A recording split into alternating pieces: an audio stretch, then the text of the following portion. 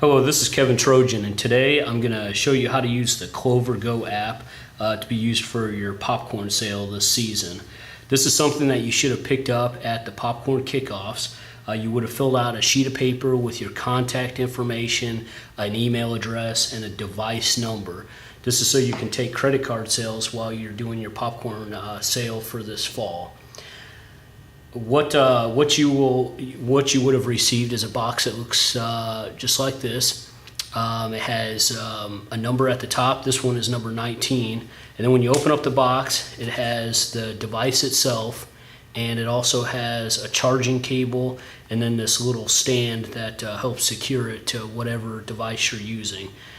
For this Clover Go card reader, you can use an Android or an Apple device, whether it's a tablet or a phone. Some people have expressed, how do you plug this into some of the newer phones with this headphone jack? A lot of the newer phones don't have those. So in the box that your phone came in should be a dongle that looks just like this, definitely with the Apple phones and many times with even the Android phones. And you just simply plug this in, and then it has an end that plugs right into your charging port, and that'll help you use this. Now, it's very important when you use these Clover Go devices that each one that you use is associated with a different email address. That's how they're able to track the sales on this, and it's also how we're able to keep a record of who's actually using that. So the first thing you want to do is when you have the device that you're going to be used picked out, go ahead and turn that device on. And go to your whatever your app purchasing store is. So for this one, it's just the App Store, and you can see that when you type in Clover in the search bar, it will come up with several different Clover apps that you can download. The one that you're looking for is one that says Clover Go Mobile. So when you download that app, it looks very similar to this. Once you go on there, it'll have a welcome screen, and it'll ask you to type in your email address. The email address that you put in there needs to be the same one that you used when you registered your device at the kickoff. And then it'll ask you to put in a password. Your password is really just used for kind of a one-time purpose, and it can be any one that you make up. So I'll just put one in real quick, and hopefully I won't have to use that anymore throughout the sale, because what'll happen is you would have received an email. You always want to allow these notifications so it can send you information, but you would have received an email with a PIN number, and the PIN number is what you will use for the rest of the time to get into your Clover Go. So I'll go ahead and enter my PIN number that was given to me through the email. If you have any trouble not being able to find that email, then just go ahead and contact us. You can either email myself or Renee, or you can call our service center at 336-6809, area code 812. Now at this point, what you want to do is you want to take your Clover Go. You can put your stand on it, and this will help secure it to your phone. And if you have a newer phone or device, you can put that dongle on, and then we're just going to go ahead and plug that in. Once it's plugged in, we'll go ahead and do a search for the device.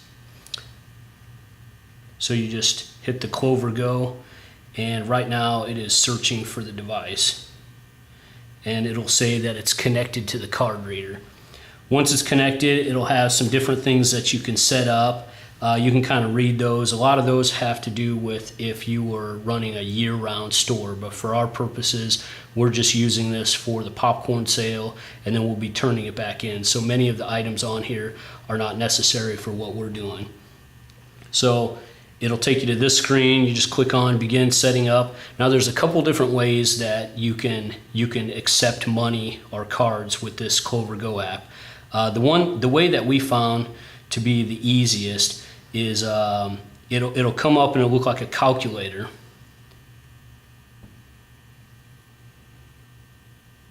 it'll come up and it'll look like a calculator. Sometimes it's configuring right now, so this will just take a second, then it'll go right back to the page. Card reader connected. So this first one will look like a calculator, and this is where you can manually enter in the amount of what you're selling. So if you're selling a $20 bag of popcorn, you can just enter $20 into the amount, and then you can proceed to checkout. The easier way that we found is up here at the top. It has a menu switch that you just flip, and it shows all the different products that are available preloaded in there. So it'll show you that there's a cheese lovers collection for a $30 amount, and really what you can do to make it easy on you. This is also really cool because it helps you track what you sold when you go into your summary screen. But say we want to sell the cheese lovers, we just simply click that. It puts in the amount. Maybe they want to buy a couple different things, so it'll just add that. And then down here at the bottom, you just proceed to check out 2 items.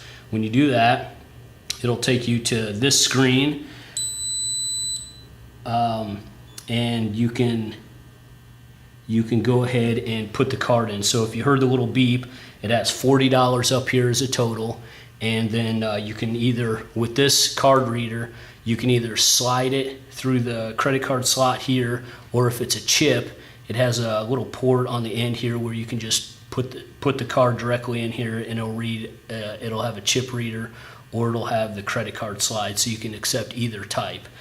Once you do that, it'll have an option to send them a receipt, and they can either have the receipt texted to them, and they would just enter in the phone number, or it can be emailed to them, and in that case they would just go ahead and put in their email.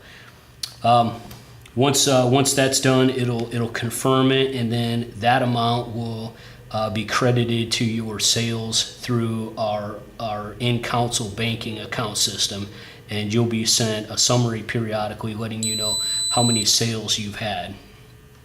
So the other way that you can do that is, if you don't have your card reader with you, you can do pretty much all this stuff manually. So if it's a manual entry, you can click that center key scan button, and it will allow you to enter in the credit card number and the expiration date and the 3-digit code on the back, and that will also run the transaction. Or it even has a scan function where you could take a picture of the credit card just using your camera on your phone or device, and it will record the numbers and put in the security code itself. We found that the easiest way is to have this credit card reader on hand, because it's more accurate than the camera, and it also will save you a lot of time if you're doing your sales.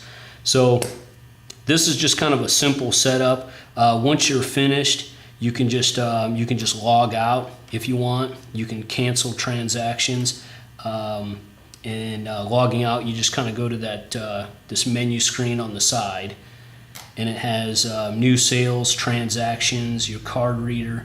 There's an area for help and support. There's some setup. There's message us, and the privacy and legal terms. But when you go to your transactions, what it'll do is it'll bring up all your transactions that you sold for say that day or throughout the whole sale. If you enter in the number manually when you take a credit card sales, it'll just show you a dollar amount. So if you use the other feature by putting in the actual product, it will help you keep track of your inventory, so you can compare that with what you checked out originally to what you sold, and it'll give you an idea of how much you have left. But once that's done, you just hit this log out button, and then when you go to use it again, you just simply come to this screen, which will be the first one that pops up, enter in your 4-digit code, and it'll take you right back to the original screen that you have set up, and then you just plug in your device again, and it will sense that reader. Now the other thing is, you may get a code that comes up that says the card reader is low on batteries. That charging cable that's in there gives you an opportunity to charge that, and you can charge that either through a computer or through a charging port that plugs into the wall or your phone. The charging port is just on the side where the 2 indicator lights are. that show that the device is on. So after the sale, you want to return all these products back, and your deposit of $50 will be returned to you. And each year we renew the whole system to where you'll have to enter in a new email address and a password and a PIN number. So if you're having trouble logging into your card reader, go ahead and give us a call, and we will send that message out to you again. So hopefully this short video clip was able to help you out in setting up your card reader and also giving you an idea of how to run it. I find this to be a pretty easy app to use, and it does do a good job of tracking what you've sold, and also how to break it down based on if you want to know how much you sold a certain day or for the whole week or something like that. So if you have any questions, again, feel free to contact us, and we thank you for supporting scouting by selling popcorn, and we also thank you for using the Clover Go app.